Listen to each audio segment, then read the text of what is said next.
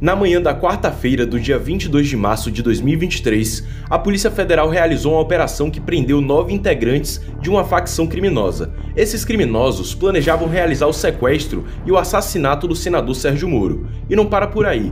De acordo com as investigações, Moro não era o único alvo desse crime. Essa facção planejava matar diversos agentes e autoridades públicas. E graças a essa operação realizada pela Polícia Federal, diversas informações vieram à tona e revelaram que o PCC, a facção responsável pelo planejamento desses sequestros, está planejando atacar diversas autoridades públicas aqui no Brasil, e provou também que esses planos já estão em um estágio bem avançado. Inclusive, comenta aí embaixo o que você achou desse ocorrido e o que você acha que levou a esse cenário. Mas afinal, como era esse plano para sequestrar o senador Sérgio Moro e as demais autoridades? Quem está por trás desse crime e qual é a motivação para que isso esteja acontecendo? Se tiver essas dúvidas, assista esse vídeo até o final, pois eu irei explicar com detalhes para você o plano para realizar o sequestro dessas autoridades e explicar o porquê dessa situação está acontecendo. Antes, só gostaria de avisar que os cursos do Instituto Oliver de Ensino estão com desconto para vocês. Estão disponíveis cursos preparatórios completos para todos os concursos policiais aqui do Brasil. Então, se quiser estudar com uma das melhores equipes de professores do país por um preço extremamente acessível, entre em contato comigo pelo primeiro link aí da descrição e saiba todas as informações. Importante também lembrar de deixar aquele gostei embaixo e de se inscrever no canal se ainda não for inscrito. Isso me ajuda muito a continuar trazendo conteúdo aqui para vocês. Mas agora, vamos para o vídeo.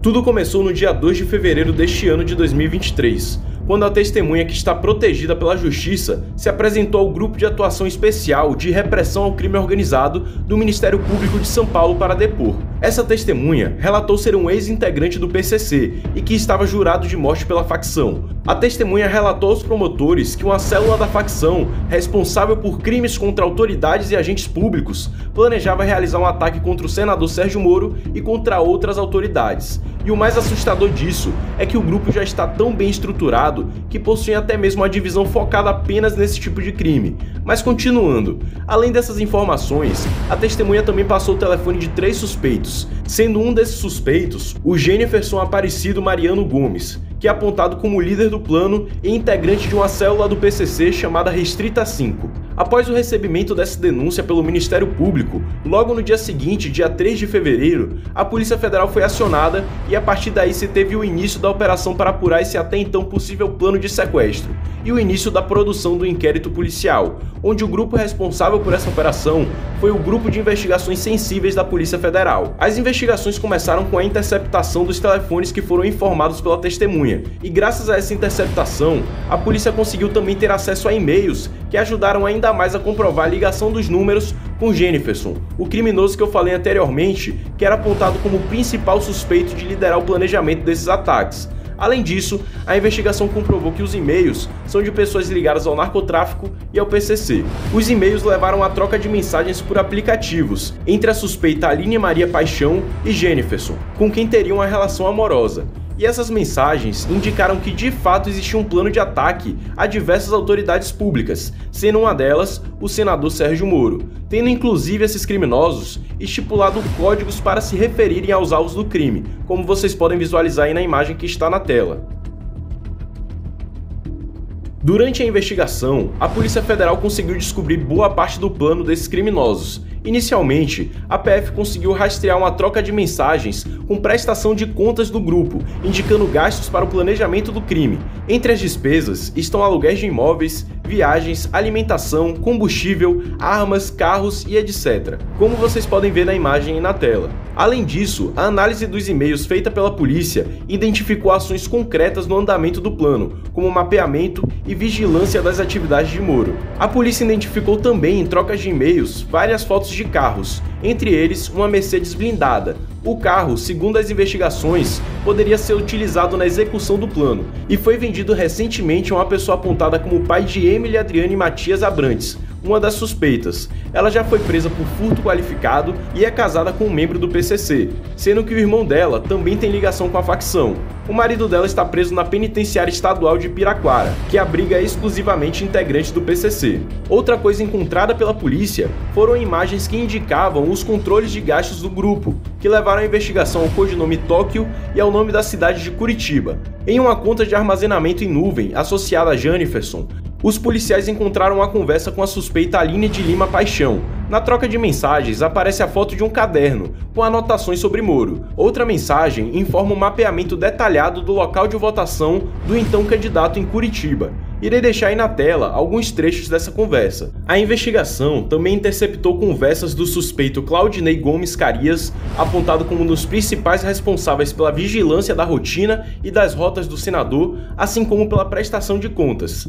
A polícia descobriu que o terminal do celular do suspeito foi utilizado em Curitiba em 24 de novembro e em 1º de dezembro de 2022. Pelas coordenadas apuradas, o aparelho esteve na região do bairro de Bacaxeri, onde ficava o local de votação de Moro. A polícia também identificou a atividade do aparelho na região tida pela facção como a casa do senador e do escritório Wolf Moro, que é da esposa de Sérgio Moro. Outra coisa interessante encontrada foram prints de chamadas em grupo feita por vídeo no WhatsApp, que mostraram membros da cúpula do PCC na articulação do plano. Um dos membros é apontado pelo governo federal como um dos responsáveis pela logística do plano de fuga de Marcola da Penitenciária 2 de Presidente Venceslau, em 2014. A interceptação de linhas telefônicas identificou várias chamadas para números de Curitiba, principalmente relacionadas a imobiliárias e à procura de casas e chácaras. A investigação mostrou que tais contatos tinham relação com a locação de imóveis que serviriam como base para o grupo, bem como para um possível cativeiro caso o sequestro tivesse dado certo. Agora, o mais assustador dessa história é que o grupo já tentou realizar um ataque contra o senador Sérgio Moro. A polícia destacou contatos feitos de 20 a 28 de outubro de 2022, período que antecedeu o segundo turno das eleições presidenciais. Para a investigação, isso reforça a intenção da facção em executar ações criminosas na época. A polícia fez uma investigação em um apartamento no Jardim Botânico, em Curitiba. Em conversas com os condôminos, uma moradora lembrou que durante setembro e outubro de 2022, 3 homens se hospedaram em um apartamento. Segundo a moradora, de uma hora para outra, os homens abandonaram o local, sem comunicar nada e sem pagar o devido aluguel. A investigação identificou que os suspeitos de estarem nesse imóvel eram Janiferson e Claudinei. Os criminosos, inclusive, alugaram chácaras, casas e até um escritório ao lado dos endereços de Sérgio Moro. A família do senador também teria sido monitorada por meses pela facção criminosa, como apontam as investigações. Mas como eu já falei, esse plano não tinha um foco em atacar apenas Moro. Os suspeitos pretendiam sequestrar autoridades públicas. Os policiais identificaram ainda que os ataques poderiam ocorrer de forma simultânea. Outro alvo do grupo era Lincoln Gaquia, do Grupo de Atuação Especial de Repressão ao Crime Organizado, de Presidente Prudente, interior de São Paulo. E ele também era um alvo da facção devido às investigações que ele realizou para tentar combater a facção criminosa. De acordo com a PF, são cumpridos 24 mandados de busca e apreensão e 11 de prisão em São Paulo, Paraná, Rondônia e Mato Grosso do Sul. Na manhã da quarta-feira do dia 22 de março de 2023, a Polícia Federal realizou a prisão de 9 criminosos, sendo eles Janiferson Aparecido Mariano, que é o suspeito de ser o líder do planejamento desse crime, Patrick Wellington Salomão, Walter Lima Nascimento, Reginaldo Oliveira de Souza, Sidney Rodrigo Aparecido, Claudinei Gomes Carias, Eric da Silva Soares e Franklin da Silva Correia. Bom, galera, a motivação para o acontecimento desses crimes é basicamente pelo fato de que Sérgio Moro e as demais autoridades que eram e ainda são alvo dessa facção estarem de certa forma tentando combater e enfraquecer o poder das facções criminosas aqui no Brasil.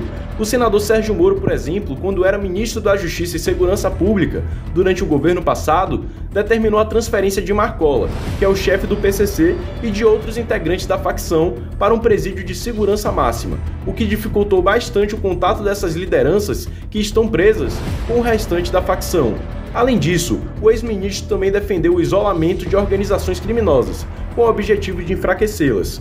Outro fato importante que levou a essas tentativas de ataques foi uma portaria do governo que restringia visitas em presídios federais, além do pacote anticrime. Então esses atos incomodaram bastante os membros dessa facção, o que levou à elaboração desse plano para eliminar essas autoridades. Mas e aí, o que você achou de toda essa história? Comenta aí embaixo a sua opinião e não se esqueça, é claro, de garantir a sua vaga por um preço extremamente acessível em um dos melhores cursos preparatórios para concursos policiais do Brasil. Basta clicar no primeiro link aí da descrição e falar diretamente comigo para saber mais informações. Lembre também de deixar aquele gostei aí embaixo e de se inscrever no canal se ainda não for inscrito. Obrigado a você que assistiu o vídeo até aqui e até o próximo vídeo.